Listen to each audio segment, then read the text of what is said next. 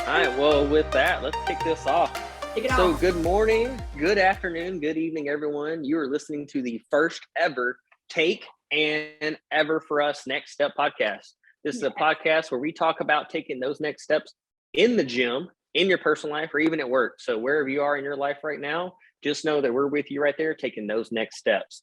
I'm your main host, Ryan Smith, with my co host, Angelina. What's up, Angelina? That's me. So with this first episode, what we came together and we decided as a team is that we really wanted you guys to get to know us. So with that, Angelina, can you tell me a little bit about you and how you got into the fitness industry? Yeah, so I have been a personal trainer and a health and wellness coach for 12 years. Actually, it's over 12 years at this point because of the date. And I originally started just because I wanted to look good. And, back in the day when I was 20 years old, I was a little chunky. I had always struggled with my weight. I had always had like disordered eating. And finally, when I was 20 years old, I was just like, okay, I want to have a transformation. I want to look sexy. I want to look good. And so that was like my first introduction. I got into bodybuilding. And I started like playing with my body composition, and it actually landed me a modeling gig. So I was in Vegas at the time, and I started modeling for a minute. And a couple years after that, I discovered CrossFit, and that changed my whole world because I was like, wow, this is really fun, And then I got into functional fitness, and then I got into Olympic weightlifting and powerlifting and strongman. And probably about 3 or 4 years ago, I really started diving into the mental health aspect of fitness and food and building habits and having a positive mindset. And now what I do is I work primarily with people they're called non-responders. So they're people who the traditional advice for fitness and food, it just doesn't work that well. And what I've come to find out is it actually has to do with a dysregulated nervous system or an underlying health condition that people are just walking around living with that they don't know, they haven't really identified yet. So that's who I work with now, along with some athletes. I still do train some athletes just for fun. But that's me, 12 years in. Awesome. Yeah, there's a lot there that I actually thought of off the top of my head that I want to deep dive into. Yeah. So just introduce me. My name is Ryan Smith. I have been in the Air Force for going on 9 years, which does not feel like it at all. Feels like I blinked. Like there's a moment, like you always hear the saying of the days are long, but the years are short. And that is what this entire career feels like. So the fact of going on 9 years is insane to me. It's kind of like you, early 2021. I found the gym kind of when I was in high school a little bit, but I was like, I graduated high school 95 pounds, went to college for my 4-year degree. Didn't really work out there because I really had class and I didn't want to walk to the gym. But when I was in high school, like I was kind of the small kid. So I kind of started lifting there, got a hernia actually, playing high school football. Even though I like actually only played like one play ever in high school. So whole story there. But yeah, whole story there. And then, so I kind of fell out of the gym when I went to college, but then I joined the Air Force. And as we all know, when you join the military, they have this wonderful thing called physical training, or PT, where like we did a lot of running in basic. And then I got to my first base and a lot of my buddies worked out. And like you said, you started in bodybuilding, which I thought was funny because that's kind of where I started. I actually have over on that shelf right there, Arnold Schwarzenegger's bodybuilding encyclopedia. Arnold. Oh, it's a classic. I have it too. It's a classic. If you're a trainer, get it. Okay. So I started with that. And then the first CrossFit Open that one of my buddies was doing was actually one of my first CrossFit workouts. I think it was like 16.3. I'll never forget it. It was like 55 wall balls, 55 pull-ups, 55 deadlifts, like 55 handstand push-ups or something. And there was a cal row. 55 calorie row. Yes. I remember that worked. My first Open too. Oh my God, and then so weird. Yeah, that's insane. It's kind of when we both got entered to CrossFit. So that's when I got my first exposure to CrossFit. But then after that, had this issues with the Air Force that I had exercise-induced asthma, which was a whole story behind that. So they cross-trained me into another career field. I went down to Texas for my new career field. I think I borderline gave myself rhabdo going into my first CrossFit gym because I could not get out of bed for like the next 2 days.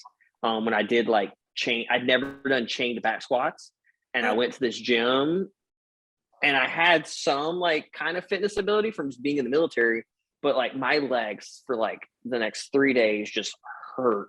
And I'm pretty sure changed environment, not drinking enough water, probably drinking way too much alcohol. Yep. And borderline gave myself rhabdo. But then I got to my first base and contracting at Ellsworth, and we had a lot of PT failures at our base. Yeah. And for those of you that don't know, in the military, if you fail a PT test, this can result in you potentially losing your career. Yeah, they'll keep and I saw it as a huge issue, but I saw it as an issue that we could fix. So I actually reached out to Dave Castro, RIP Dave Castro, for your career at CrossFit HQ. And Dave Castro donated to our CrossFit military affiliate, my level 1, along with 2 other level 1s. So myself and 2 other individuals, we started this CrossFit military affiliate. And I'd also changed my degree plan from engineering to sports health sciences, yes. Which I just finished up this past summer. So woohoo! Congratulations. So I got my CrossFit level 1 while I was there, and because I had this health condition the military said I had, and I was like, I've never had an issue like working out a day in my life. So now you said I have this condition, and I just wanted to help people, and I saw CrossFit for what it could do, and I was like, I can lead this up, and I can make sure that these people, we give them a way to where they don't run into this issue of failing their PT test. So that's really how I got started in the CrossFit realm. I ran the CrossFit military affiliate there for about a year and a half. Then I moved to Charleston, deployed out to the Middle East, to Abu Dhabi, and I ran a military affiliate there. I got approached to run the affiliate out there, coached the affiliate out there for 6 months, had a guy out there, still stay in touch with him now. He lost, I think, a little over 100 pounds while we were out there. It happened. Which is insane to see that. And then came back. I met your husband, Caleb, during our deployment, and I heard about how he had this great wife that was a coach. And I was like, wait a minute. I was like, let me hit her up. So then me and you started chatting. And as we both found out, now apparently we also have a very similar story in how we got into fitness. It's crazy. Which is crazy because now I'm like, man, we're having this great. And then you and me came together and we're like, hey, let's help people out there. And then we thought of like the next step, which is where we came up with the name, the next step. From literally a video. Can I tell the story? Go for it. Little name. Okay, so like we were literally just like messaging back and forth, and you said like this amazing quote, and it was like, I don't know what the big picture is, but God is laying the next step in front of me, and I'm just gonna have faith and take that risk and take that next step. And in the same conversation, you go, we need a name for the podcast. And I was like, dude, you just said it. How about the next step? Because that really is what it's about, right? You're not going to have this big end goal. You really do need to focus on the tiny little next steps day in, day out. And over time, you're going to be closer to the best version of yourself. And it was just so cool how you said this beautiful quote, and then you're like, we need a name. And I was like, dude, it was so fun. Yeah, it was crazy how we came up with that name, because then you always hear talking about like the 1%, like do 1% better, like do something today. Like you always hear the quote of do something today. It's like it's a huge competitive thing. They talk about like do something today so that tomorrow when others try to do it, they can't, or something like that. Yeah. Do what others aren't willing to do today, that so tomorrow you can do what others can't. Exactly. Yeah. So that right there kind of goes in with the next step of you have an end goal.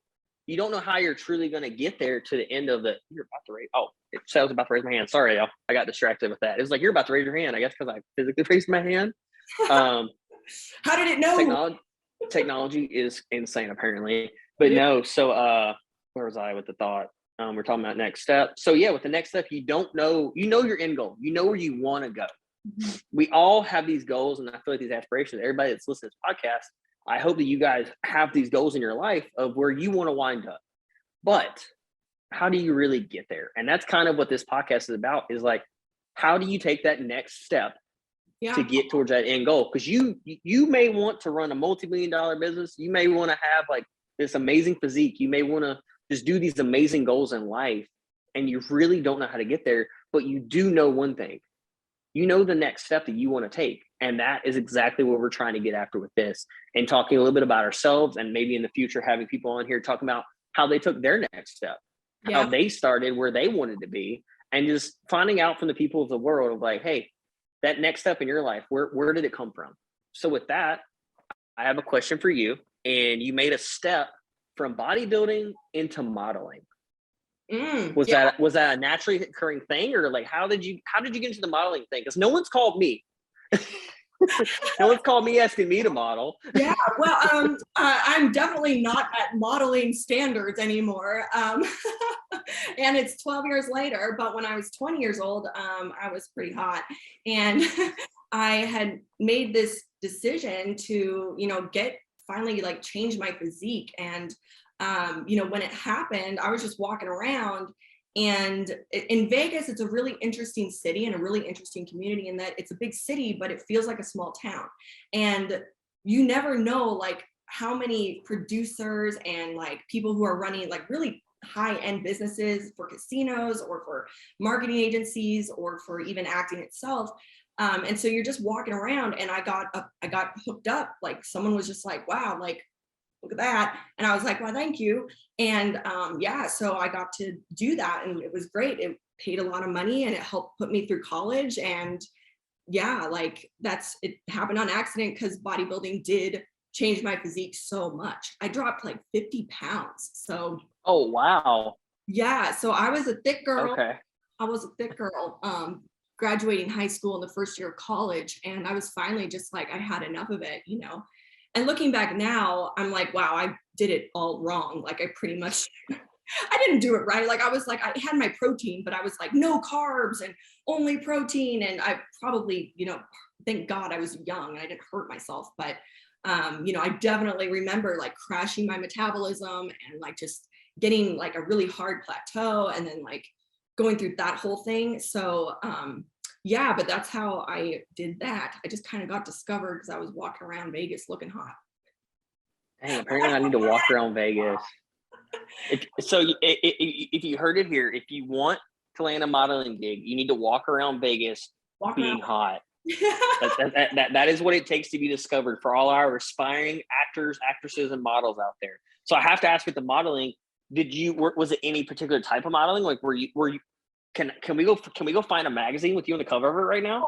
No. So that's like a completely different story too. But you probably could now that I'm thinking about it, but I really did a lot of like promotional modeling. And I did a lot of, so they would like take pictures of us, like modeling for Jameson, like whiskey, and like that's dope. Yeah, wearing like skimpy little outfits and being like, here is this whiskey. And then like Absolute vodka, did a bunch of like weird brands like that, like alcohol brands, because that's such like a moneymaker in Vegas. And then also like modeling for like and bartending at the same time, because in Vegas, a lot of times if you want to bartend, you have to actually audition and go through a thing where they think you're hot enough to bartend. It's really kind of really, but man, the movie with Tom Cruise is all wrong. Which one? I forgot what the name of the movie is, but I remember my mom told me as a kid, she was like, "This is how you pay for college, Ryan." And in the movie, he's like paying for law school by being a bartender. Oh my God. And that was like, you. so it's funny you say that, because apparently Tom Cruise hit the nail on the head about paying for college with bartending. Yeah. So check that box. It's a lucrative business. But at the end of the day, my heart really wasn't in it. And I felt so conflicted like every day. Like I was very conflicted by it because I am a spiritual person and I believe in making the world a better place. And I felt like I literally like had an existential crisis when I was like 22, because I was like, how am I supporting drinking and gambling and partying and objectifying women? Like, how am I doing that? It's like I felt like I just had to, because the money was so good and college is expensive. And finally I was like, okay, I've had like enough of this whole lifestyle. I didn't feel like it was supporting me, right? Like I was living this like super healthy lifestyle, and then like at nighttime I was going to work like making people unhealthy. And so it's kind of like there's this weird like moral disconnect that happened. And when I was 22, I was finally just like, I can't do this anymore. And like, I know that sounds kind of weird, but I'm really like, I'm really big with morality. And so I quit, and I actually started working at a CrossFit gym, because a couple months prior to that, I had discovered CrossFit when I was 22 years old. And I Okay. was like, this is the best thing ever. Like, this is so freaking fun. And so when I finally, like, I did an internship for becoming a coach, and then I started coaching, and then I was really, really good at it because I had already had so many years, you know, like taking care of my body and looking a certain way and building muscle and stuff like that. So I had a really good background. And then I started coaching at my first little, you know, affiliate. And the manager let me do the programming for the gym because I was really, really good Oh, at it. that's dope. Yeah, so I got to take over the whole gym. And at the time, he had him and his wife got pregnant, and he was like, hey, I know you've only been here a couple months, but like, everybody loves you, you know what you're doing, can you just run my gym for a little bit? And it was kind of Oh, wow. my fire. So I had to like manage the gym, do all the programming. I had to coach coaches and get other coaches like up to par. Like, I was the head coach. And so I'm so grateful for that experience, because it immediately just kind of like threw me in the fire, you know, and I had So to wait, so much. wait, sorry, I have a question for you. So how long had you actually been doing CrossFit when you started having to run this gym? So I had been doing CrossFit for like 2 years. So I was like 24. Okay. Look, I thought we were like, hey, like I discovered CrossFit, and then like you're in this gym like a couple months later, and then you're like, hey, run this gym, and like you pretty much were like, hey, deep into the pool real quick. Well, I Like 4 months I've been doing CrossFit, now I'm running an entire affiliate is what I felt like. That's that, what like I was like, this is insane. that's what it felt like to me too, though, because like I had like been bodybuilding for a couple years, and then I'd only been like a CrossFit like in the classes for a couple years. And so, you know how it is. It's like 1 hour every day. Like, you're not going to be a great coach, but for some reason it just like all came together. And he just kind of was like, help. And I was like, okay, Nice. I'm doing this now. And but it was a big success, and I'm really happy that I did that, because I had to learn so much so fast. I was Um, going to say that was probably huge. Like that was so when I started the military affiliate, I pretty much went from like I found CrossFit to now like I'm running this like class. So yeah, and all I had was like my level one. So I'm like, I feel you so much, and you're like, yeah, like I just taught this 1 hour class. So for those of you out there that don't know, like if you've been living under a rock since like early 2000s, mid 2000s, CrossFit is pretty much where you go to this gym, you do a 1 hour workout, or WOD, as you hear every CrossFitter, and they're going to tell you everything they know about CrossFit. And you just 1 hour workout, and you pretty much some days just crush yourself. yeah. But I think the thing that I found that I love about CrossFit, and you can kind of tell me what you think about this. I think the big thing with CrossFit is it let adults compete again.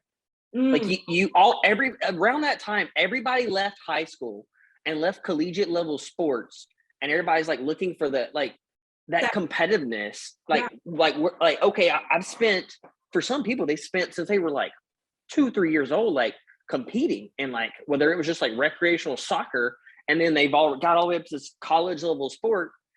Now they're not in the pros, but they still have this competitive drive, and they still want to be fit.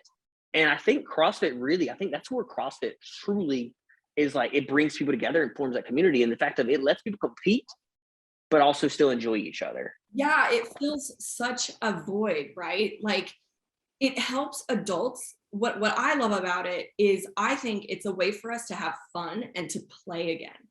And so I come at it from a little bit of a different perspective. Like, I totally agree with you, but also for me, it's not only about the competition, it's about the playing.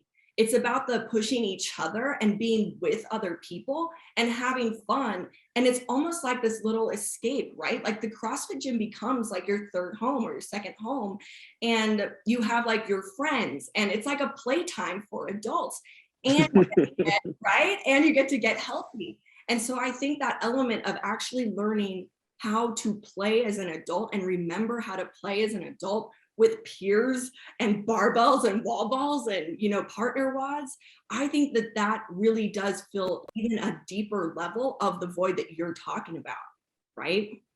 Oh 'Cause yeah, yeah, and I can count probably I can count like all the gyms I've been into that had a basketball goal in the gym. yeah, Because yeah, you have this, if you've ever been to a CrossFit gym, they all have this huge open floor, And then what do you normally do with an open floor? You have a basketball goal. Yeah. So the amount of times I've played a game of knockout where like the penalty for getting knocked out was like 5 burpees. Burpees, yeah. Like the amount of times I played like that is just, and then also who doesn't love the fact that you can now go and you're hanging out with your buddies and they're like, hey, let's go do this. And you're like, okay. And they're like, do you know anything about this? And you're like, I have no idea what you're talking about, but I'll figure it out.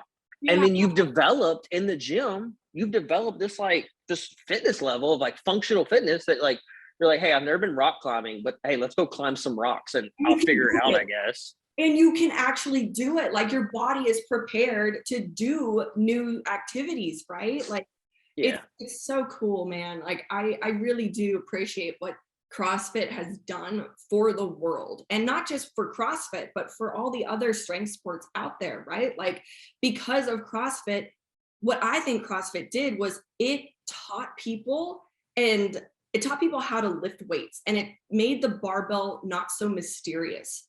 And it took regular people off the streets who maybe have never done weight training, and it made it fucking accessible, right? And now it's not this intimidating thing where, girl, especially being like a woman, I remember, going and trying to do bodybuilding and being like, God, I hope I'm doing this right. Like, is this an overhead press? Am I going to break myself? And what CrossFit did is it taught us how to do that. And it gave the barbell back to the freaking world, right? And it blew up Olympic lifting. It blew up powerlifting. It blew up strongman and even Highland Games. So I think I'm just so grateful for it, because you're absolutely right. Like it gave all of us who grew up in sports a place to channel that competitive edge. It gives adults a place to almost like fulfill inner child's desire to play again, and it made the barbell accessible to everyone. So it's just such a beautiful movement that happened. I'm forever grateful for it. Yeah. So so let's see here. So we could break this down, I think, into steps for you. So you made this step from high school into college. Yeah. You had this mental state of like, hey, not being comfortable in your own skin, which I think a lot of people can relate with.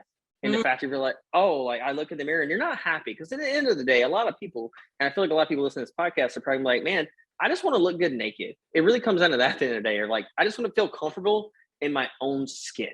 Like being comfortable, like you look in the mirror at night and you get out the shower or morning, whenever you look in the mirror and you're looking in the mirror and you're like, oh, I don't like this about me. Oh, I don't like this about me. I want this different. I think that's why a lot of people make that change like you did. So you took this step into bodybuilding, and then bodybuilding made you got you a step into modeling, and then you found CrossFit, and then you took a step to being a coach, and then you were like, oh, then you were kind of kicked instead of a step. You were kicked into running this CrossFit affiliate. So that leads me to your like kind of where we're at now. So you have another. I mean, there's probably more in between this, but you've taken this step from being a CrossFit functional coach to now you got plugged into the non-responders, the mental health, the micro of. I would really say the micro of it is to be like of an athlete, because the conversation me and you have had are really on the micro scale versus the macro scale. And like a lot of gyms hit the macro. A lot of the gyms hit that, hey, here's a workout. Here, just come do this session. Yeah, like, hey, we're just gonna hit.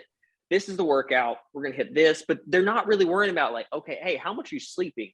Yeah. How much are you eating? Like they're just like they're getting that big view piece of, hey, I'm trying to get them better. But I think you really had you figured out a way to capture that micro so into like. I would say intellectually, because it is, but like I'm trying to figure out how to say it, because but with that, how did you make that jump though? Because I really can't convey what I'm really thinking, but how did you make that step from being a CrossFit manager pretty much into like all this new thing that I do? So it's kind of trippy. So a lot of people don't know this about me, but I actually trained for the CrossFit Games for 5 years. And when I say that, what that takes. Okay. I've got to ask, what is your best open position? It's not good. It's not great. Oh, no. Where are we at? What are we talking percentile? Give me a percentile.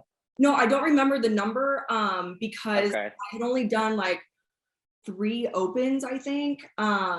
because I was just like at such a, okay, there's a long story, but I got sick in the middle of this goal. So I got really, really sick, Okay. and I had to stop it. But I did Okay.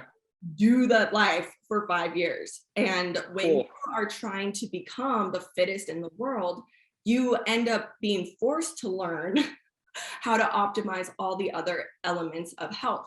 Your nutrition has to be perfect. Your recovery has to be perfect. Your stress management has to be perfect. Your sleep has to be perfect. And actually, just to kind of go back a little bit, but when I basically what happened was I had breast implants that my body rejected and we didn't know it. And so I started getting all these really weird like autoimmune issues and like unexplained weight gain and unexplained inflammation and hormonal issue imbalances and hormonal issues and thyroid issues. And Oh, so, wow. yeah, like, so I got really, really sick and we didn't know what was causing it. But in a way, it's kind of a blessing in disguise because my body wasn't responding to just normal, like, eat healthy, get your macros, my body What you're getting in a normal day-to-day gym, it wasn't responding to it. wasn't working at all because I had this other illness. And so what ended up happening was I had to go down all these rabbit holes, trying all these other methods, all these other like unconventional, approaches to health. I had to try, like naturopathic, homeopathic remedies. I had to go to Western medicine. I had to go to Eastern medicine. And so in a way, me being sick, because nothing was working, I had to keep learning about more and more stuff within health and wellness and fitness, until I finally figured out what it actually was. But because I had this really, this huge background now of knowledge with endocrinology and nutrition and, like what happens in sleep. And also I should say, I did go to college for psychology as well. So I already Okay. had an understanding of like the brain and neurotransmitters and the nervous system and all this other stuff.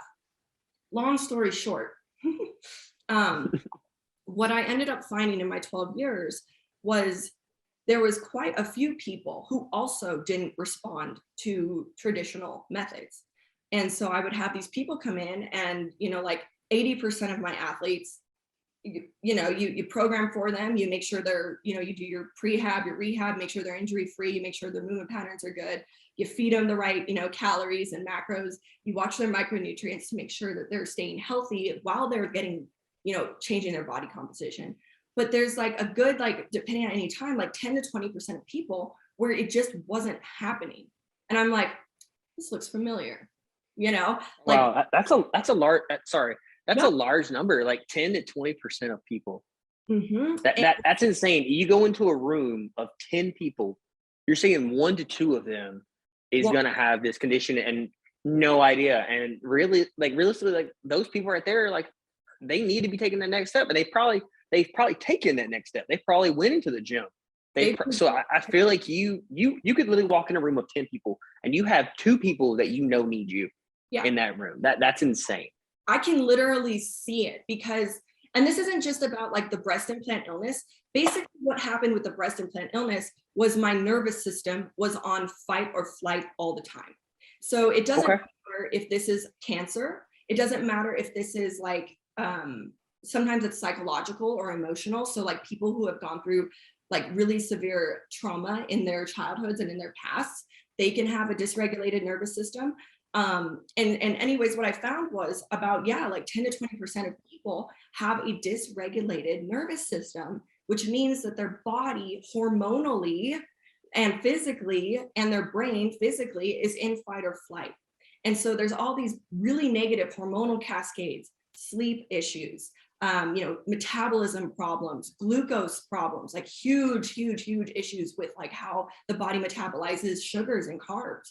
And so now that's what I've been specializing in because it's such a frustrating thing to be doing everything right and to not get the results. And you go to anybody in the fitness industry and they're just going to say, you're not working hard enough. And I know for a fact these people are working their asses off, usually more than the average person, more than the average athlete. They are trying so freaking hard. And it's heartbreaking.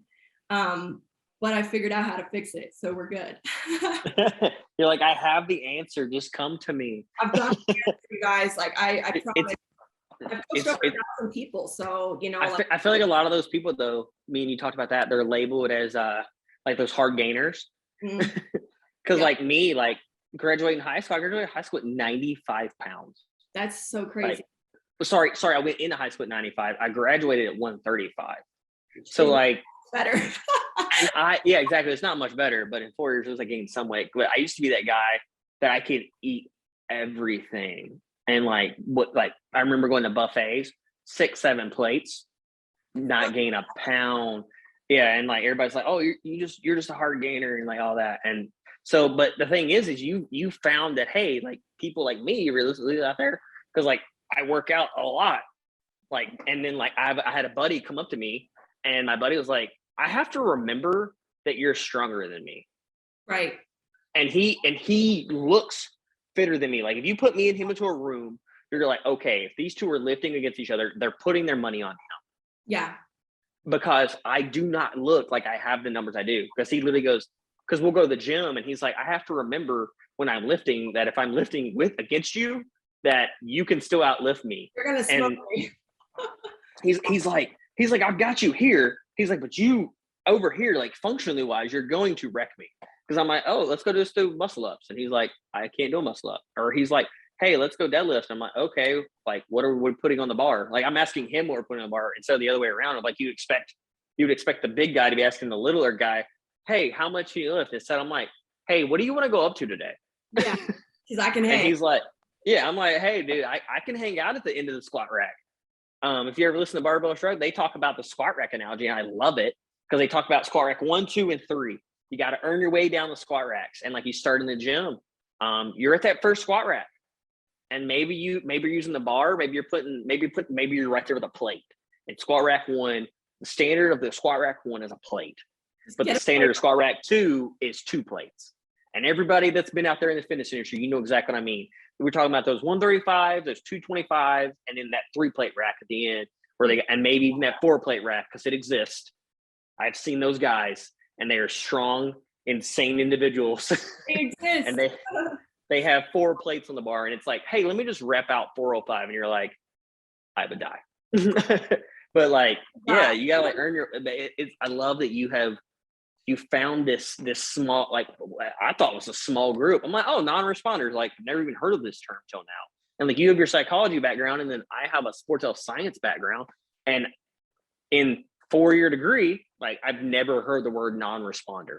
Yeah. Like you're talking like written papers and all this. Like I never heard non-responder. And I thought it was like a small niche of like, oh, hey, maybe we're talking like 5%. No, you're like, hey, 10 to 20%, which is 2 out of 10. Which is insane. Or you say 1/5 for you guys out there that are math that want to be like, hey, whatever. Math. Oh, yeah, it's really sad. And at this point, like I'm so skilled in it that it's like I can walk into a gym and I'm just like, there's one. There's a specific. You're like, I'm going to stalk you until you work with me. Yeah, I found my client.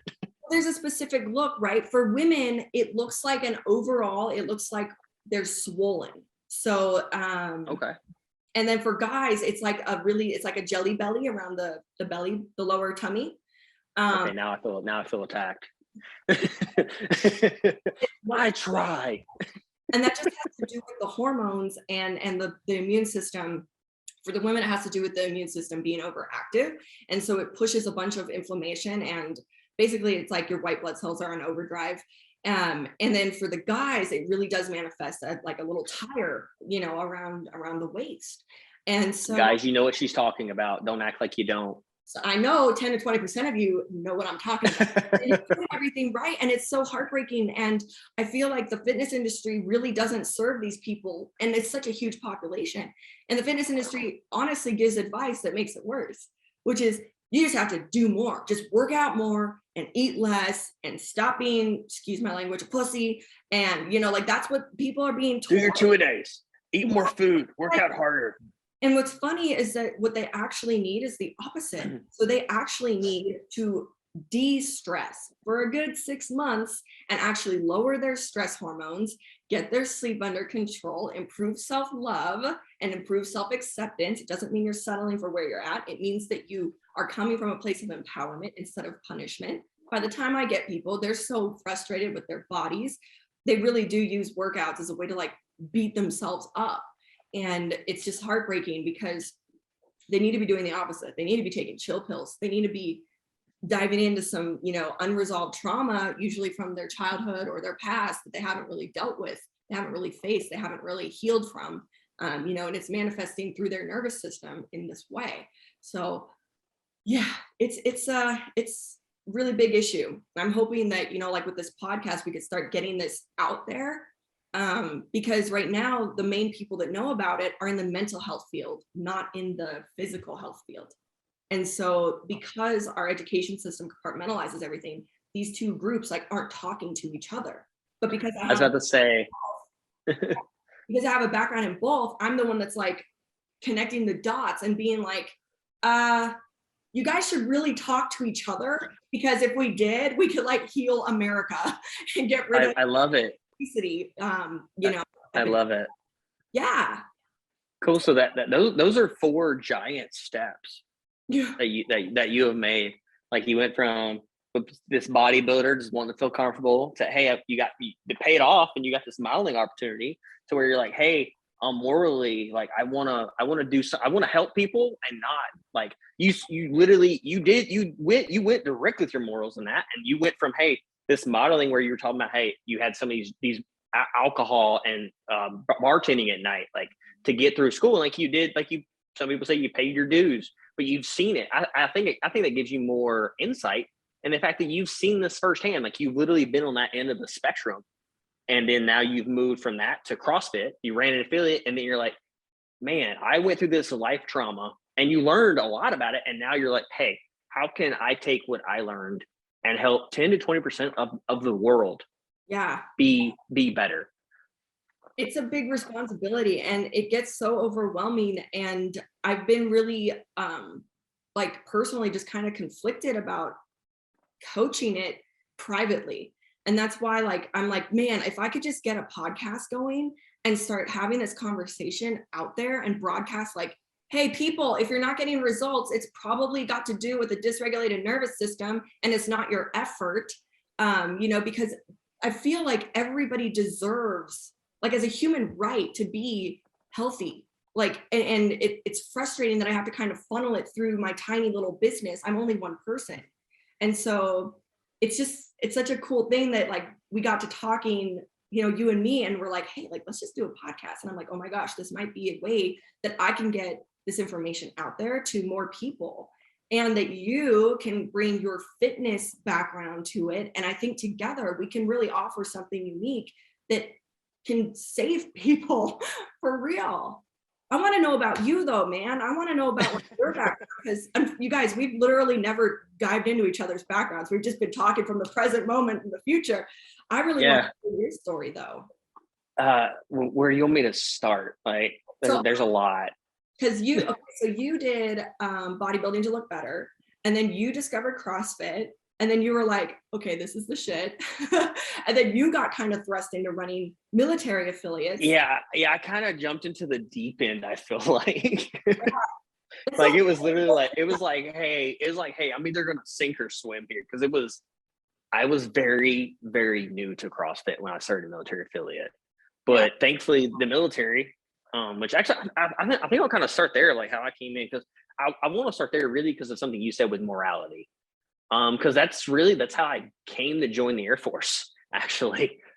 So I'm stationed in Charleston. I'm in beautiful Charleston, South Carolina. Even though I tell her that it is cold here, it's 47 degrees. And she has snow on the ground. Yeah, she has snow. But so this is actually my second time in Charleston, but not as an airman. I came here the first time actually for a gambling company. So weird.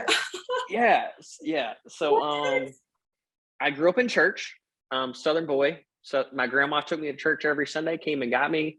Thank you, Granny Billy. Raised me in church. So I came to know the Lord. And then I wound up working for a gambling company. So doesn't it? It's they pay so well though. And you can say that too with your experience. They pay so well. So I was this 18-year-old working for a gambling company. I had an IT interest. I'm still, I used to have the nickname Techie when I first started a YouTube channel. I called it Techie Fitness Yeah. when I started working out, because that was what my old boss called me, because I had an IT passion. And I still love computers, but I love health and fitness as well. So I'm a little bit of a nerdy jock. So I'm like that in between. So I feel like a lot of people can relate now, because a lot of those nerds have been out there and gotten jacked. They And have. we're the same thing to them now. I worked for this gambling company when I was like 18. I was me and my girlfriend, now ex-wife. We were talking about getting married. I was driving down the highway one day, and there's this stretch of highway from my hometown. So there's Danville, Virginia, and there's Reedsville, North Carolina, and I always lost service right there. I've been working at this gambling company for going on 2 years. I'd left college, couldn't afford it, went back to work for this company. But literally, I was telling the police, like, "Hey, unless you have a warrant, like, you're not coming in." And it was very difficult for me. And Mhm. the fact that, like, I was raised in this church, Yeah. and like all these godly morals, and like, hey, like, thou shalt not do these things, and like gamble is one of them. Yeah. Um, and I was literally, I was encouraging it. I felt like, and the fact that, like, I was really good at it. Like, I feel like I relate with people. And the fact of, like, just being very social. I'm a very social creature, just like all humans are. But I'm very much an extrovert. I get all my energy from other individuals. So I was going down the church highway, and it was like God was like tapping me on the shoulder, and He was like, "Hey, call an Air Force recruiter." I called no other recruiters. I didn't call the Army. I didn't call the Marine Corps. I didn't call the Navy, the Coast Guard. And it was like, "Hey, call a recruiter." And I drove this stretch of road. I used to be on the phone with my mom on the stretch of road, and I would be doing my supply runs, because he found out, oh, hey, Ryan's willing to do anything. So I became a supply guy. So Mm. his 8 stores that he had in this little bubble, I would drive once a week. I'd go to Sam's Club, and he had a Volkswagen Bug that he bought, and it was the store car. And I remember I used to have the seat like this, and I'd have like paper towel stuff. Like, I'm just driving on the road. I'm like, all I gotta do is get to the first store. I can unload some of this stuff. But I'm driving on this road. I call a recruiter. I did not lose service that day at all. Yeah. Like, from point A to point B, it was like God was like, "Hey, you need to do this." That's how And it's made an insane change in my life. From like, I went from being in this like gambling world, which, like, hey, if you do it, hey, people do it. It happens. I'm not judging anyone. Like, but the thing was me personally. Like, I was 20 years old. It really had no future, and that's what I think what I was struggling with seeing as well, is that, like, there was no 401k, there was no health insurance and everything. But long story short, at one point he sent me actually down to Charleston, South Carolina, to work in one of the stores here. So I actually drive by it every so often. And I'm like, man, that's insane. I used to actually, like, I remember the first time I was here, and now I'm stationed here. So Yeah. it's crazy. But so I joined the Air Force. I came in as air crew. Jet caught on fire a couple times. So What? those of you out there that yeah, so it's actually more common than you think. Okay, wait, pause. What? So I have 13 flights on the books for the Air Force. I'm at like 86 hours or something. And out of those 13 flights, I think we caught on fire like 2 or 3 times. I don't want any times though. I know, completely right. But the funny thing is, off the J Stars, and the fun fact about J Stars is that J Stars is a fleet of decommissioned Boeing 747s that the FAA said these will never fly again. And they were in a boneyard. And then during Desert Storm, the United States government said, "Hold my beer, watch this. We're going to make them fly." So they put a radar on it, and we use it for Desert Storm. And this aircraft has been around since then as an ISR platform. And yeah, it has its quirks, and like, we're talking small fires, like, oh, hey, this system's overheating, we need to put this out. But like you said, you want no fires. No fires for me, please. Yeah. So jet caught on fire on like my last sortie, and they were like, "Hey, everybody's got to get their like breathing checked out." Since we just got exposed, like the entire cabin, smoking fumes. And so I go to the dock. And then, funny enough, I'm here to go into my next flight. I'm actually flying a real world mission instead of a training mission. And they're like, "Hey, Smith, you're not cleared to fly." I'm like, "What are you talking about?" And they're like, "Medical has coded you of like long-term, like, duties do not include flying." And I'm like, "Hold the phone. What?" So I call medical. Medical's like, "Yeah, your test came back weird. We're going to send you off base." Send me off base. They said, "Hey, you have exercise-induced asthma based on this test." And I was like, "That's funny. I've never had a breathing problem a day in my life. I've never been told I've never been told I have any of these concerns. Here I am going to school for electrical engineering, like that IT that's talking about before. And it was like my world got turned upside down. I'm now at this point, it was probably 2014. So I'm 21. I have this new wife. I joined the Air Force to like provide for a family in the future, like have this insurance, like all the benefits that come with being in the military. And now they're like, hey, they might medically retire you. And I'm like, whoa, No. whoa, whoa, whoa, whoa, like, hold the phone. Like, I'm 21, have no skill set. Like, I just joined the Air Force, supposed to have this great aspiring career in the future. And then finally came back to like, hey, you're coded, you can't deploy everywhere, but you can't fly also. So you're going to have to change jobs. Wow. So thankfully, by some grace, I'm not that dumb, I guess, on test. So I was qualified for contracting. So qualified for contracting, cross training the contracting. Right before I left, one of my buddies, got exposed to CrossFit somehow.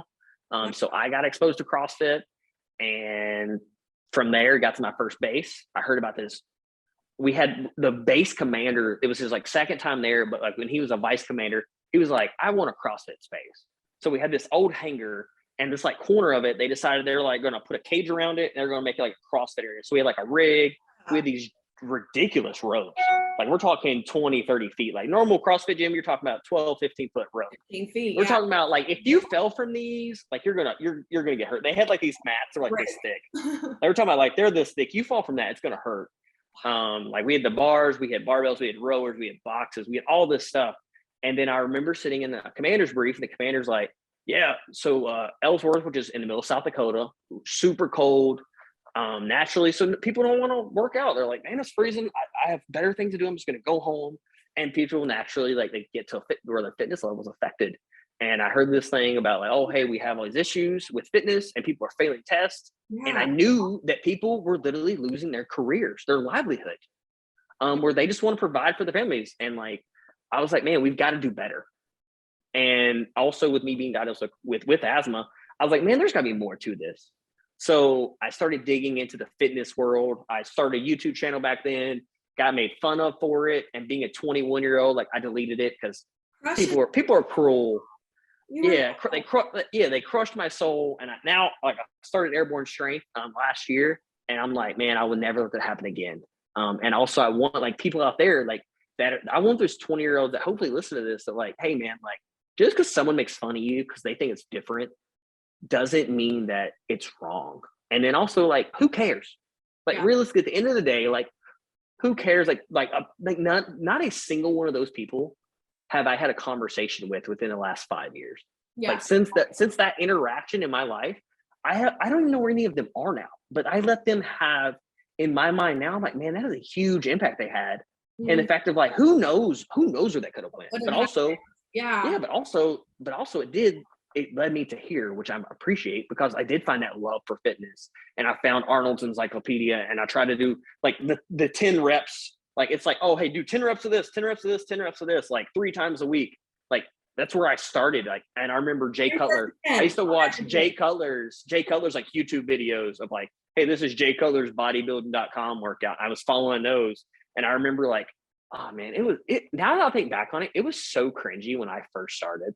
Like, I remember I had this like bright orange hoodie, and I remember like 5 a.m. I'm like on the track, and I'm like, hey, this is techie. And I'm like running around the track. And I'm like, remember, just get after it today. And I'm like, oh my Atlanta, I would have made fun of me too. But also at the same time, who cares? Because I'm like, good for you for taking that freaking step. You know, I always think back of like, yeah, because, you know, like with my past too, like I have a bunch of bad history with people, you know, like making fun of me, and like high school was really, really tough for me. And like, it's like, you know, you guys, those people out there that are hating and judging, you're not in the arena actually trying. Like, so like right now, like where I am now with like that whole thing is like, if they have the audacity to try to make fun of me for trying something new, or me for trying to help people or trying to get people healthier and fitter and, you know, like better with their mental health, it's like, they suck, right? Take like, the next step. I mean, oh man, it's like that's the name of our podcast or something. It's just like, don't make fun of people who are actually in the arena. Like, until you try it, until you actually put yourself out there, you have no right making fun of people and being a hater and criticizing. And that's honestly, I'm sorry. And No, that's honestly where I found a lot of my success. And like, I think that's why me and you were willing to even do this podcast, yeah, because me and you were like, who cares? We're like, we just want to help people. Like, who cares? Like, you and me could post this podcast and it wind up somewhere. People are like, hey, like, they're terrible, yada yada. But neither you and me, neither one care. We're like, we're trying to help people. If you want to hate on us, you go for it. So like, I think like our history has kind of led us to this moment of like, hey, like, we're willing to do this and share our stories, as well as hopefully share other people's stories and maybe be the inspiration for the people that just need it. yeah. But no, so back to a little bit of that story though. So I got to Ellsworth, heard, hey, there's this huge issue. And I'd heard about CrossFit, and the CrossFit bug bit me. Anyone that started CrossFit, you know exactly what I'm talking about, where you're like, oh, I need a pair, I need the lowest pair, I need the newest pair of nanos. I need this great jump rope. I need a belt. I need knee sleeves. Like, I need and then all you talk about is CrossFit. You're like, you watch the latest CrossFit games video about how like they're gonna do this. A good year doing that. Yeah. If you've ever been in that moment, or if you haven't, or if you're in that moment, I'm not judging. I've been there. We love you. We all recover through that moment in life. Still have all of that stuff. Still like shoes. I feel like we all get a shoe addiction from that, and the fact of like my girlfriend wants all the pairs of Nobles. See, that's awesome. I'm a Reebok. I like the Grace, where I think it was Catra, Okay. like inspired the Grace shoes. It's more like, okay, yeah, I'm not gonna do it. I'm not gonna agent on the Reebok Grace shoes. You hear that, Reebok? You hear that, Noble? We need your sponsorship, because we need more shoes. They're the best. They're perfect for running and lifting. They're soft enough to run in, but they're flat enough and like firm enough to lift in. Okay, I love them. But no, so I had the CrossFit bug. I knew that I could help people just with the skill set the military had given me, of just like willing to like put myself out there, willing to actually be in front of people and not really care if they judge me or not. And on a whim, I messaged Dave Castro on Instagram. Contrary to what everybody believes, Dave Castro checks his Instagram, and it's actually him managing his Instagram. That is someone that happens to know to put me in touch with Nicole Carroll. So, Dave, if you ever hear this podcast, thank you so much for literally taking a shot on me. So I really appreciate that, because you donated, literally, I was saying earlier at the beginning of this podcast, Dave Castro literally he's like, hey, shoot me your email. I'll pass it along to Nicole. So he gave me Nicole Carroll's email at the CrossFit HQ, put me in touch with her. Wow. I found another guy from CE that I've been working out with, and another girl from medical, Carl and Yasina. And we literally, I think she went to Stacy Tovar's gym, which was really cool for her. And then me and Carl, actually with my ex, hopped in a car and drove down to Denver. And I did my CrossFit level 1 at CrossFit Roots. Yeah, Brian Chantosh and Kevin Ogar were two of my instructors. So jealous of that. And then I can't remember their names. I can see their faces. I remember one's name was like Day or D. I think it was D. She's like this tall Amazon woman. If you ever meet her, she's insanely fit. I remember, I think it's like the assault bike like just came out or something. And they, over our lunch break, they're like, hey, we're gonna do a 10K for lunch. And they did like a 10K on the assault bike, just chilled on the assault bike for lunch. And I was like, who are these human beings? Like, where did they come from? And then Nicole Carroll showed up during my level 1. And I'm like, as a huge CrossFit like fan, I'm like trying not to fanboy. I'm like, okay, don't go over there and like just be weird. But oh my God. But like everybody's like asking Nicole to like sign stuff. And I'm like, don't be weird. Don't be weird. And then Camille LeBlanc, Bazinet, she was working out during our lunch as well. Like I remember she was doing like snatches and like handstand walks. And I'd never seen anyone handstand walk in my life. And I was like, this is insane. Like she's snatching this like insane weight for me. I'm like, this is crazy. And like, just, I remember, so if you've never been across the level 1, you have workouts during it. Like at the end of every day, there's a workout. And like some of these people are just I felt so unfit after working out with these people. I was like, holy, where did you guys come from? Like, they were just insanely fit individuals, but then also like people at my level and like, oh, hey, we're just trying to all get after it. Just trying to get better, right? Better than yesterday. Yeah, exactly. And then also, I've never been so sore from a PVC pipe. Like, if you ever go to your level 1, It's just the drilled amount, pipe for like ever. oh, yes. And they're like, oh, okay. So we're gonna start for the snatch. And you literally start for a snatch with a PVC pipe, and you're just here. And they're like, wait till we walk around.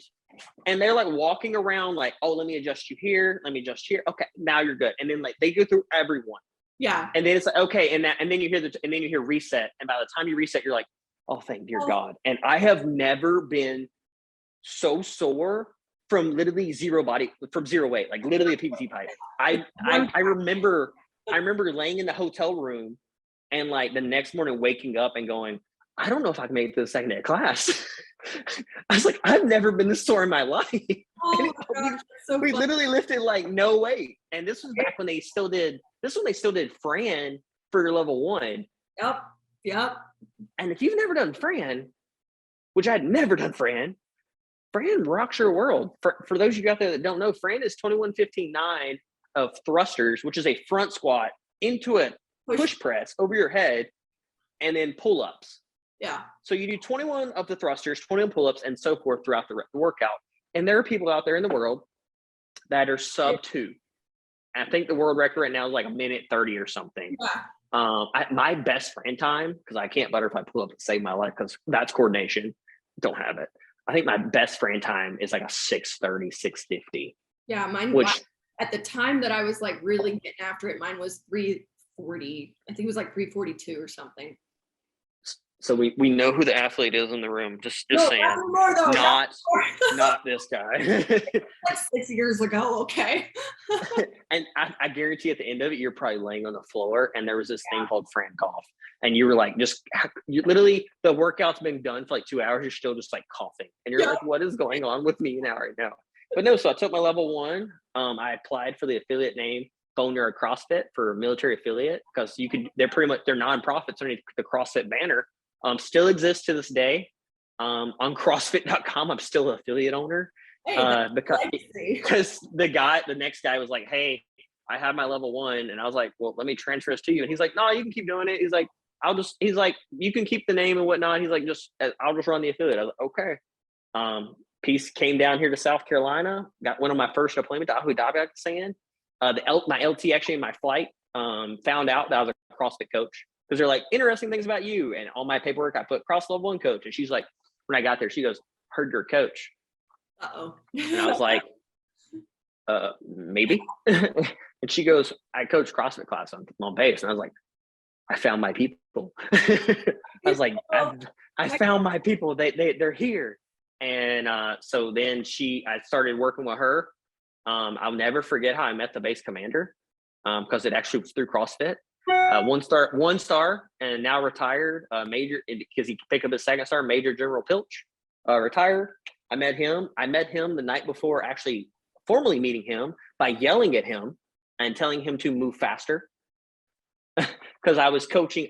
She was like, hey, come to class. Yeah, she was like, come to class, and I want to see how you coach, and if you know pretty much like what you are actually preaching. Like, do you actually know how to actually teach people to snatch? Do you know how to teach people to deadlift? Like, do you know how to teach people to work out safely?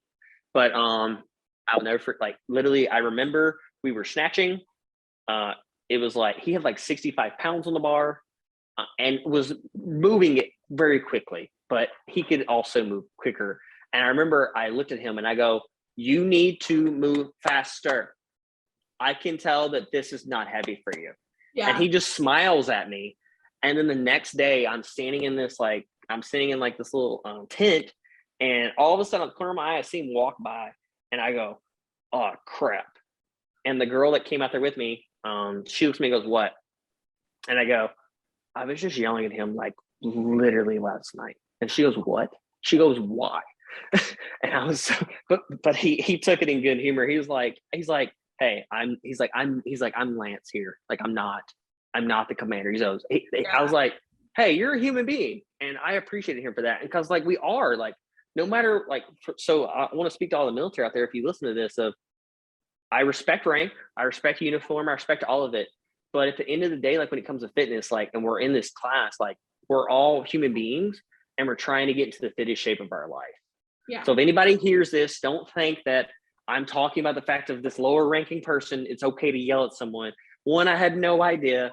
And then two, I did apologize afterwards. And they're two totally different spaces. And the fact that like, hey, like we're all people at the end of the day trying to be the best version of ourselves. And like, we can all learn from each other. Yeah. Like, cause like, I'm trying to disrespect the commander, I promise. Yeah. I'm not trying to disrespect the commander. I had no idea. No clue. But it's a pretty funny story when I get to tell it, because people are like, you did what? Because everyone expects like this huge, like, oh, so what kind of trouble did you get into? And I'm like, well, I apologized. And they're like, so did you get in trouble? And I'm like, no, I apologize. And he's like, you didn't know who I was. And that's on purpose. Like he never told anyone, like, unless you had actually met him, he didn't tell anyone because he wanted to be able to like, yeah, because he wanted to just get his fitness in. And this hour a day class that we did 3 times a week, that was perfect for him. Because like literally, I can go down the road. There's literally there's a affiliate, not a military affiliate, but an affiliate 6 minutes from my house that I found the other day.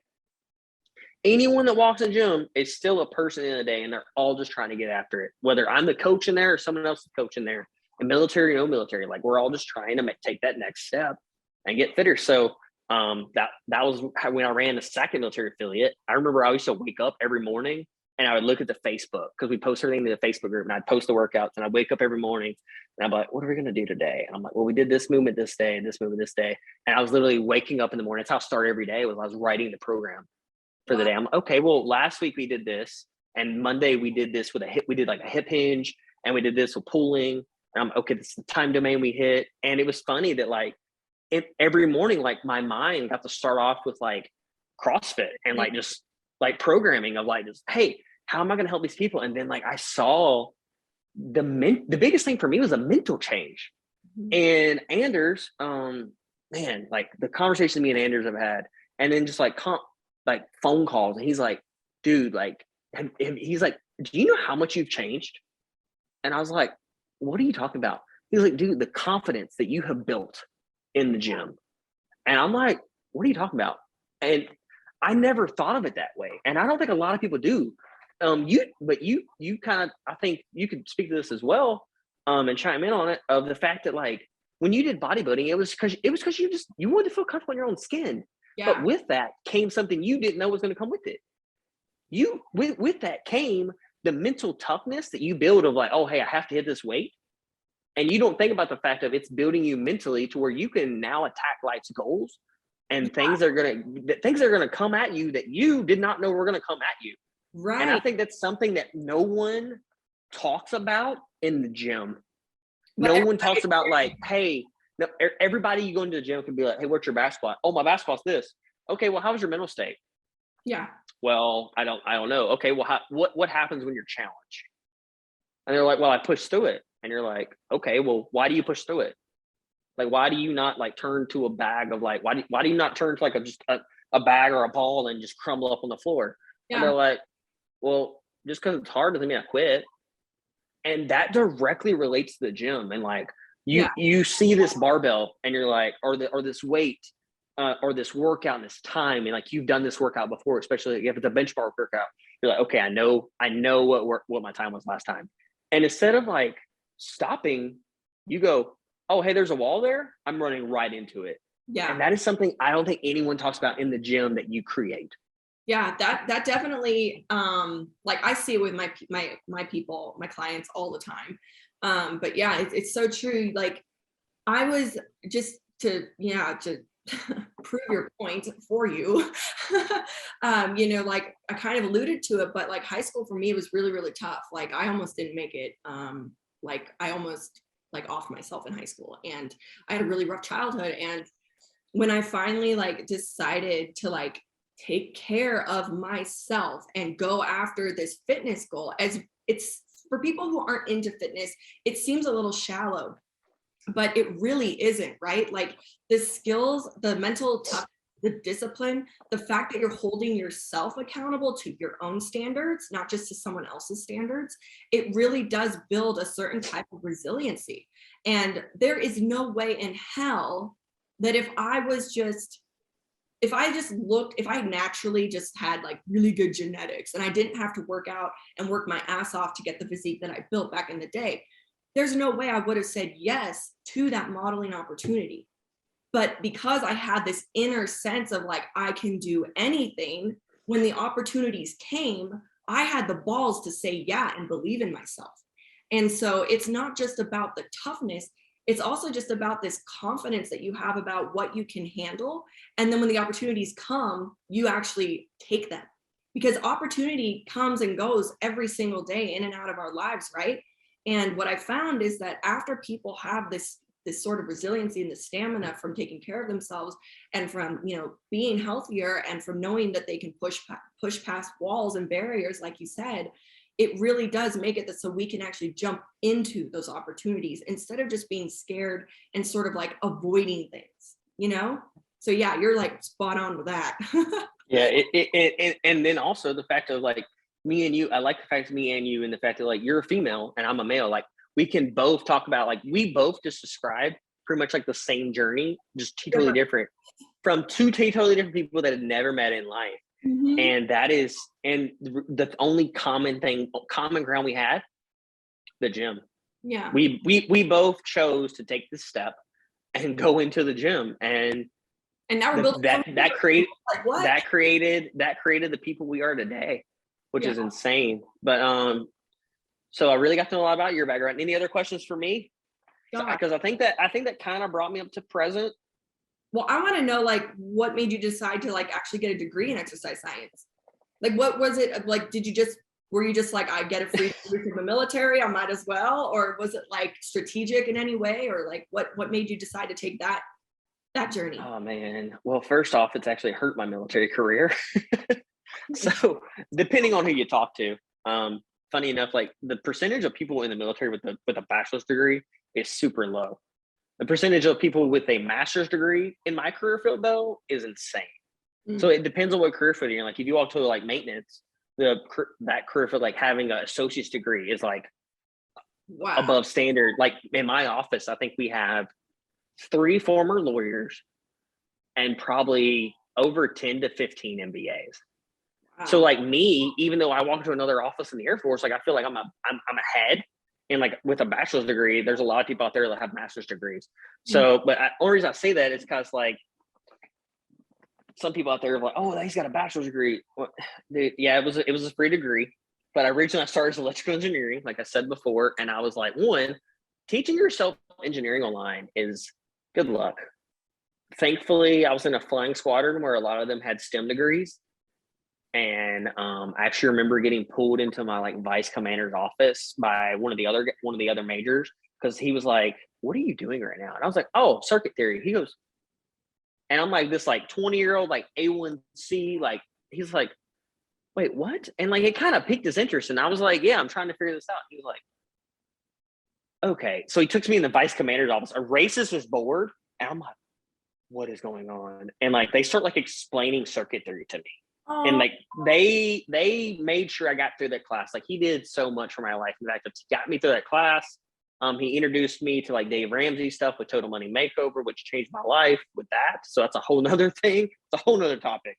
But then when the whole asthma thing happened, and they said that like I would never like be great, and I would never be good. And like I pride myself in my life of like I try to be as successful as possible. Like I really feel that really the only limiter in your life is you. No, like if you apply yourself, like you're going to get somewhere. Yeah. And if you look at some of the most successful people we have in the world, like Steve Jobs, like didn't even finish high school. Elon Musk owns Tesla, owns SpaceX, like two of the most, I would say, technologically advanced companies that we have in the world right now, at least that we publicly know. But neither one of these guys never finished high school, but they have a desire for learning and being successful and like trying to be successful. And like for me, like I grew up you're talking about having a rough childhood. Like, I grew up poor, like dirt poor, in my opinion.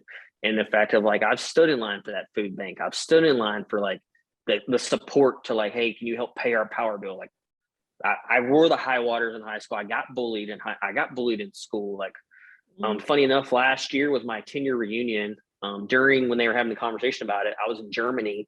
I remember calling into the group call, and somebody said something. And I snapped back at him real quick, and he goes, "Oh, look who grew some balls."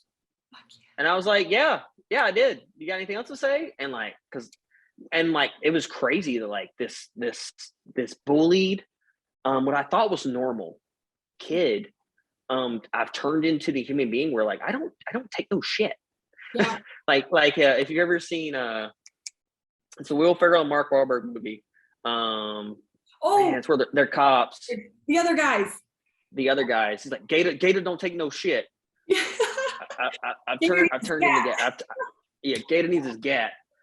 Yeah, I've turned into Gator, and Gator don't take no shit like from nobody. So like, but with that of like them being like, hey, you're never gonna get to this point in life of being like, you're never gonna get like, the deck was stacked against me. I felt like as a kid of like, hey, like I don't have money, I can't afford college. Like I felt like I've always felt like I have, I guess, something to prove to the rest of the world.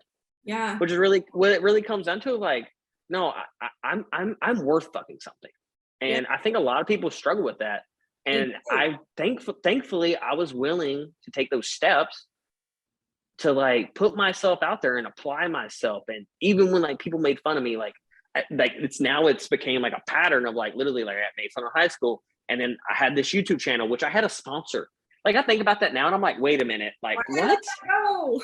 like why did I stop this? Like I had a company, like something that was physically making money in the market, and they were like, hey, here's some supplements for you to like give away. And like they were sponsoring my channel, and I was like, yeah, you know what? I'm not doing good. I'm just gonna quit this because somebody like some fucking asshole was like, oh, this is funny, like shared it with the entire flight, and the entire flight was like, oh, did you guys see Smith's video? And like they were laughing about it. But like just the fact of I feel like that I want to be successful, and I think anybody can be successful as long as like you're that 1% or that next step, whatever, however you want to refer to it as. If you do that every day and trying to get better, so that was what came with my degree, and I was like, okay, well, I'm going to change degree plans because I want to get better at fitness. And then with that, I didn't even know it, came a love for fitness, because in high school, like in middle school and elementary school, I wasn't that kid that got picked first. No, me neither. Like even to this day, I'm not the guy who gets picked first. I'm the guy that gets picked like second, third, fourth. Yeah. Like they have like you have like, oh hey, this dude right here, I know someone's gonna grab him. But then I'm that guy that I'm like, okay, I know exactly where they're gonna pick me because I'm consistent. Like, am I gonna make like your MVP play? Probably not. But if reliable. You need something, but I'm reliable. I'm all reliable. Yeah. And it took a lot of work to get to where I'm like, oh, reliable. But hey, guess what? Like, I apply myself, and you know that when I apply myself, like I'm going to get some form of result. It might be a bad result, but guess what? We're going to get a result, and I'm going to apply myself. So I switched to that degree, and the fact of like they told me, hey, you'll never do this again. And I was like, that's funny. I've been told this my whole life, and it hasn't stopped me yet. Mm-hmm. So really, I think when I think about it at the end of the day, like that's why I got a degree in sports health sciences, which it's at my office. Funny enough, like I only have one degree framed. Like my high school diploma, I think's in the closet. My first associates, I have no idea where it is. It's in general studies. My second associates is actually in my truck because I had to take it on base to like get my record updated. It's in contract management for the Air Force gave me that degree for pretty much, I feel, knowing my job and going to school. And then I have my bachelor of sports health sciences. So I have a high school diploma with honors. I have a general studies associates, which pretty much means, hey, he knows English, math, and science and history. My contract management degree, I can manage your contracts. I got you. And then my sports and health science degree of like, hey, I know some stuff about sports health sciences, and the fact of like, I can do your programming. I know how to give you your nutrition. Yeah. the psychology that comes with it. Because like you were saying, there is a sports psychology. Guess what? I took one sports psych class. You took an entire 4-year degree on psychology. I took one sports psych class in the fact of like, if your athlete is struggling with this, how do you help? Because like, Yeah. if you look at professional players, like a lot of them, like they face these walls that like you don't really hear about.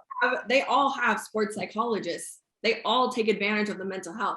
You know, when you get up to that elite level, if you want to get to that next level, take that next step, you really do need to tap in to the mental side of all of this stuff. You know, being the best version of you is hard because it goes against what everybody else is doing. Most people, like you said, like don't want to apply themselves. Most people are fine with doing the bare minimum. And it's really hard being that one person that you know who is a go-getter and who is willing to, you know, like sacrifice and do all that hard stuff. It can get really lonely. And yeah, like the mental part of it really is so freaking important. And so I honestly think that the future of fitness is going to be examining more of this mental health side of it. I really do think that it's going in that direction because people are realizing like, hey, you know, the food and the workouts are great, but that's not the whole picture. And so as technology advances and as science is, you know, like I feel like the walls are coming down because people are having these conversations with each other. You know, like the psychologists are talking to the physiologists, right? Like the chiropractors are talking to the therapists. And so as everything kind of is blending together, I really do think that what I've been teaching for years is finally going to get to the forefront and take people to the next level. There's so much information out there about how to eat right and how to work out. Okay, so we have all this information. Why is there still type 2 diabetes? Why are people still dying of cardiovascular disease? I was gonna say, why is obesity like the number one thing that kills people? Yeah. Why is that happening? Like, It's not a matter of the knowledge. It's not a matter of a lack of coaching. It's not a matter of anything, I believe, physical.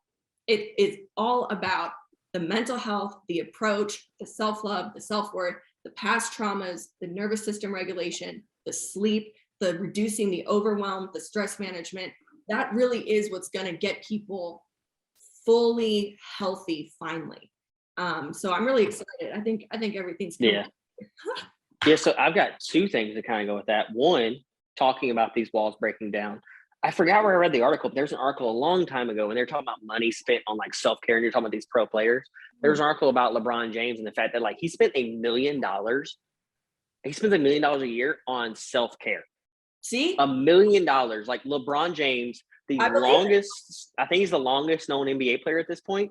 He spends $1 million a year on just recovery and like, so you know that's probably talking about like his chiro, his physio. It might even include his sports psychologist. Like it includes all this on top of what his team is already offering to him. Right. Like, so if someone at that level is spending that money, there's probably a reason for it. Yeah. So now me and you are bringing this to the common man and the common woman out there. And then another thing I'll add to that is COVID. No one's talking about obesity and COVID, which I wish they really were. But on top of that, they've been talking about it at church about how depression and mental disorders over COVID, I want to say 30%. Yeah. Like a 30% increase. I mean, my number could be off, but I swear at church, they said 30% increase in mental disorders in high schoolers. Mm-hmm. Yeah. There's a 30% increase in like depression, thoughts on self-harm, thoughts on harm of others, like because of like where the world has went. So we have to have these conversations and build the future of like taking care of people with that. But I am going to ask, do you have like any more questions? Because I think we're hitting about an hour and a half. I don't want to get everything in one episode. Yeah, no, I think I'm good. If you have any, any final thoughts, you know, I don't know. So I guess kind of to wrap it up then. So I hope you guys enjoyed getting to know us. I feel like we both enjoyed this conversation like a lot. It was great to. Yeah, I had a blast too. And just the fact of like me and you really hadn't had this conversation about like, okay, like I had no idea that you went from bodybuilding to modeling to CrossFit coach to CrossFit manager to non-responder. Like, Yeah. I knew where you were, but I had no idea about the past. Yeah, and you too. You know, I was so curious. I was like, I wonder like where this actually started. Like, were you an athlete in high school? Like, were you like I didn't know your background, so it was super fun getting to know it. Yeah. So it's funny you say athlete. Real quick, one of the final thoughts. So athlete, I tell my mom this, and I asked her, why didn't you tell me this? Because apparently my mom was a track star What? in high school. And I'm like, wait a minute, why didn't you tell me this? She goes, I did tell you this. And I was like, she's like, you were adamant on playing football. And I was like, you didn't think to mention that you were a track star. She goes, I did. You ignored me. And I remember like I was big into anime, and I did tennis my freshman year because of the Prince of Tennis anime. I'm that nerd. I'm that nerd. So I played tennis freshman year, sophomore year didn't do anything. Junior year attempted football. Senior year quit football, and I practiced for indoor track, but never actually did any track. So no, I was not by any means this like insane high school athlete. But I have played sports like recreationally pretty much like my whole life. Like I've done the flag football, I've done the baseball and the t-ball league. Like I've done all that. The only sport I've never actually signed up for a league with, actually now I've done it as an adult, is like actually soccer. I did indoor soccer when I was stationed in South Dakota and came to love indoor soccer. Like the smaller field, so much better. But also at the same time, like just learning coordination of your feet, your hands. Yeah. Not the most coordinated human being. Agility, man. But yeah.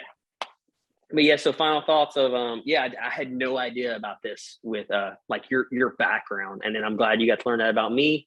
Me and you will definitely do this again, I feel like. Yeah. But I hope you guys out there enjoyed the Next Step podcast.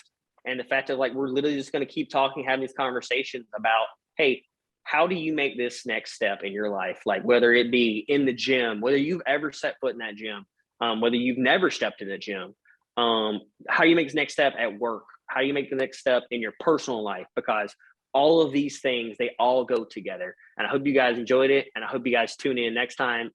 If you guys like this, please subscribe to the podcast. We're going to be putting out some more content. Maybe have some guests in the future where we ask them, hey, how did you make your next step? Because me and her, we both know some pretty big names out there. And the fact that like we could ask them, hey, how did you get to this point? Because some of these guys, like you ask them, they're like, oh, I had no idea how I was going to get here. And we can ask them that question like, well, what was the next step for you? Yes. And also, I think we are going to be diving into some mental health stuff too. So if you want to get to the next level with your mental fitness, 100%. And nutrition as well, right? So yeah, nutrition is so much fun. But yeah, so until next time, this is the Next Step podcast. Peace. We're out. Bye.